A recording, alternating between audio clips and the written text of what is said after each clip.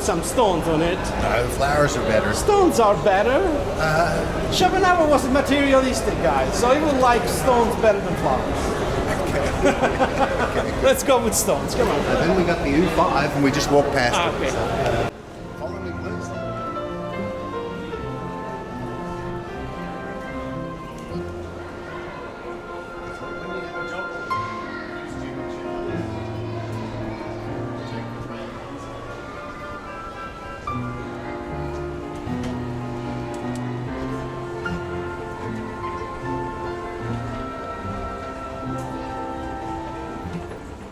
And what I find fascinating about the cemetery is the graves, because I admired Germans, but I've always thought that they've got no fantasy, that they're not whimsical, that they're not flippant. But some of the graves here in this cemetery are amazing. They're so unusual and they show so much fantasy.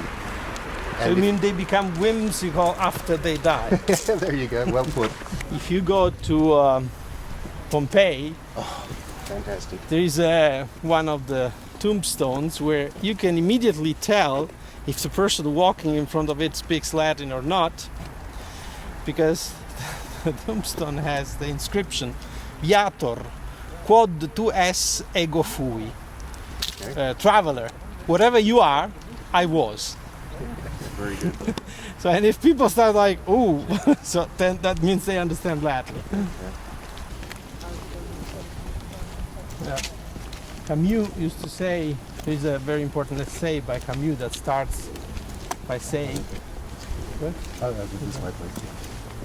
there is only one important question, and it's the question of suicide. But definitely what he wanted to say is that there's only one important question, and it's the question about death, which brings us back to Socrates, when he used to say that all philosophy just teaches you how to die.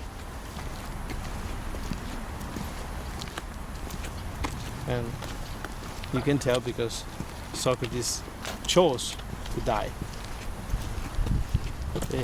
Of course he was sentenced, but he had the possibility to escape, and he refused. He said, no, I'm gonna take the hemlock.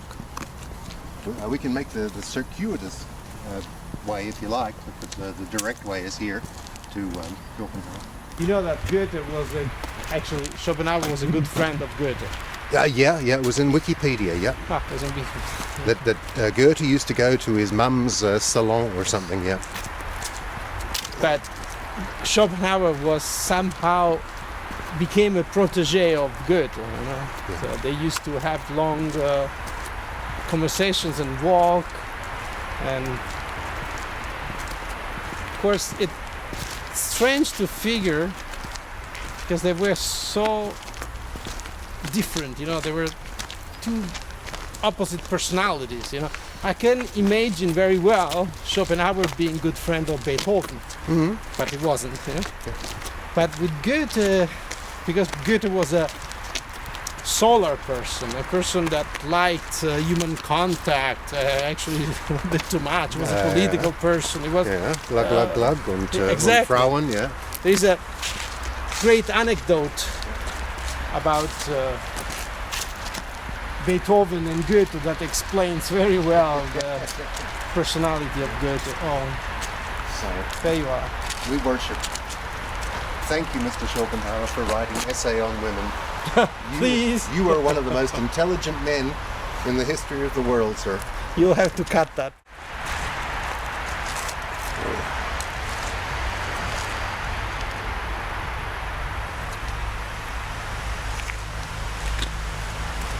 And these are strawberries, but it's much too late to eat them.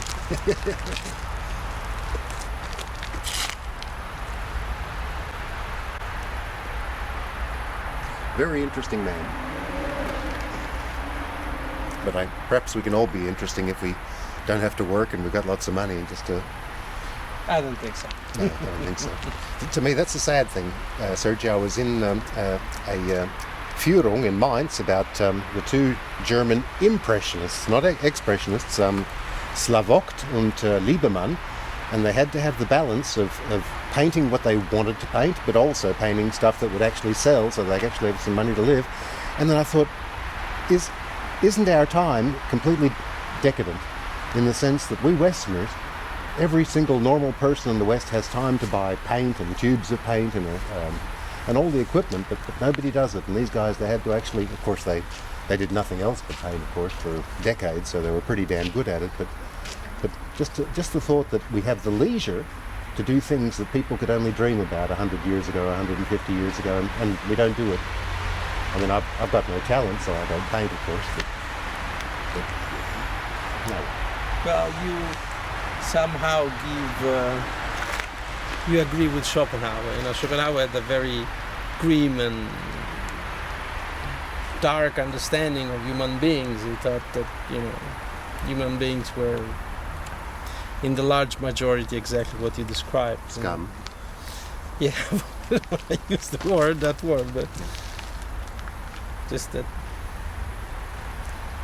No, he was an oddball, yes. With his poodle, and when the poodle died, he bought another one that looked like it, and he gave it the same name. There's a Atman or something. There's like a good anecdote about this poodle. Okay. When the dog misbehaved, he used to scream at the dog saying, "Du Mensch, you man." Stimmt, yeah. That's the understanding he had of humanity. But it's sad because he was a great mind, but unable to understand that. For example, he talks a lot about the brute, you know, saying the brute also in relation to perception of the world. He doesn't. He feels with more intensity. He doesn't perceive. He doesn't have.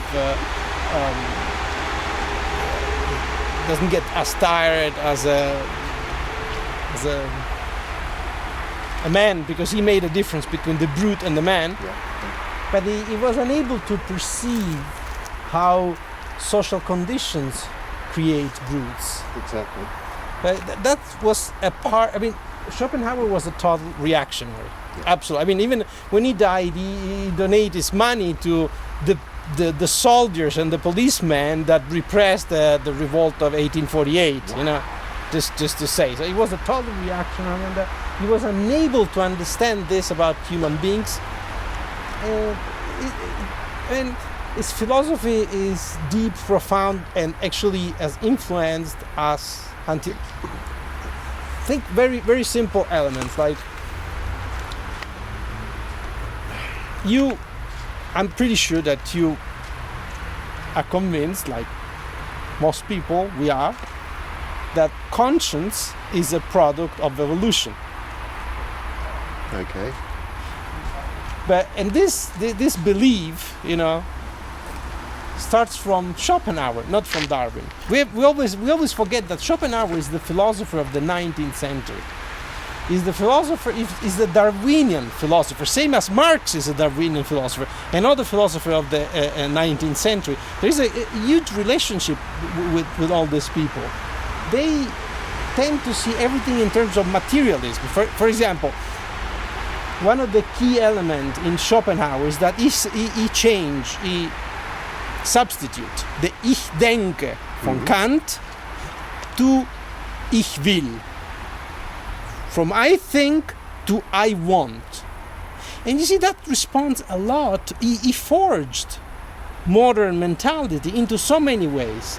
Today the consumerism is a byproduct of this logic where you exchange thinking for wanting. That's why at the end Schopenhauer is called one of the great of the negative thinking. Of course it's negative thinking, because if everything at the end is only will and matter, what's left? Yeah. The will is infinite.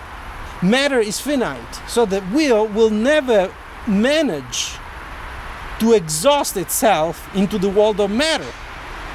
So, I mean, and of course, his nephew, Nietzsche, is another one that, taking from Schopenhauer, taking the ideas of Schopenhauer, brings them even further into modernity and generates what we see around us. If you think this is not just a grave. This is a point where an entire worldview comes into light. It's not just a grave. It's a point that from here, from this individual person that is buried under here, an entire worldview spread through the entire world. It's fascinating. You know? It would be beautiful to be able to have the possibility to talk more about these things. You know, to dissect this thinking. Because if you think you have Schopenhauer, there's the relationship. There's on one side you have Hegel. Okay, Schopenhauer hated Hegel deeply. He used a German word when somebody was saying things. He said, "This is the Hegelei," you know. Now, Schopenhauer hates Hegel, but responds to Hegel same way as Hegel and Schopenhauer responds to Kant. Meaning, the 18th century, the 19th century respond to the 18th century. The Enlightenment, the romantic, idealistic movement responding to Enlightenment. But we said Hegel, Schopenhauer, Kant before. What is after? Hegel, Marx, Schopenhauer, Nietzsche. You see the line, you see the clear line where these ideas, they respond to Kant with this. For example, one of the many critics that Schopenhauer is making against Kant is to the moral imperative of Kant, which has a lot of problems. But Schopenhauer shifts again everything into the material, into the object. What I always found strange is that even in his own time, of course I'm not denying that he was a fundamental thinker, but somebody could have just told him, okay, Arthur, liebe Arthur, what you're saying about the body is not new. The Greeks already knew that. Plato makes an association between sema and soma, which means the body and the tomb. He sees already the body as a thing, but he sees the body as a thing capable of things that are greater than the body. And this lasts until Kant, and of course then so far romantics, etc., but minor currents of modern thinking. With him, with Darwin, Marx, Schopenhauer, Hegel, all these material ideas enter violently into history. And on one side you have the people that they can come to you and say, let's scream evolution because we saw ABC and that from frogs you get whatever, evolution. So everything evolves. Yeah. These people forget, for example, one major problem in there, devolution. They think that it's this process, but it's not this process. So, but these good ideas, good points. I mean, Darwin found good. He had good ideas, but they become vested with ideology, and become something else, and becomes what? Supporting tools of what? Racism. Well, but capitalism. One of the bases of capitalism is this idea that everything in reality is just friggin' material. It's one of his most delightful essays. It's called Aphorismen zur Lebensweisheit, the aphorism about the wisdom of life, where he's, it's very easy to understand even for somebody who is not acquainted with his philosophy, but he's quoting I don't know how many authors in Latin, Greek, French, even Danish. I think it's just Schopenhauer was an amazing scholar, and I love his observation about books where he said, so most people, because Schopenhauer he belonged to the bourgeois society. Absolutely. He was very rich, that's why he could afford not to work and just be a private scholar. Yeah. And he said, people don't realize that when you buy books, you also have to read them.